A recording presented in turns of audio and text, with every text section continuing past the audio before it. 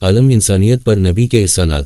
نجاشی کے دربار میں جعفر طیار نے آپ کے احسانات کا تذکرہ کرتے ہوئے کہا تھا، بادشاہ سلامت، ہم جاہلیت میں مبتلا تھے، بتوں کی پوجا کرتے تھے، مردار کھاتے تھے، بدکاری کا ارتکاب کرتے تھے، رشتہ داروں سے قطع تعلق کرتے تھے، پڑوسیوں سے برا سلوک کرتے تھے، ہمارا طاقتور کمزور کو بالیتا تھا۔ ہم اسی حالت میں تھے کہ اللہ نے ہمارے درمیان ایسا رسول بھیجا جس کے نسب، سچائی، امانت اور پاکدامنی سے ہم واقف ہیں۔ انہوں نے ہمیں دعوت دی کہ ہم صرف ایک معبود کی پرستش کریں، اس کے علاوہ پتھر وغیرہ کے وہ تمام بت جن کی ہم اور ہمارے آبا واجداد پرستش کرتے تھے چھوڑ دیں۔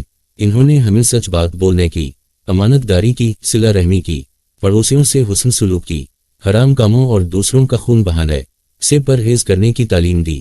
انہوں نے ہمیں بدکاری سے، جھوٹی بات کہنے سے، یتیم کا مال کھانے سے، پاک دامن عورتوں پر الزام لگانے سے روکا۔ انہوں نے ہمیں حکم دیا کہ ہم اللہ وحدہ لا شریک کی عبادت کریں، نماز، زکوۃ اور روزہ وغیرہ کا حکم دیا۔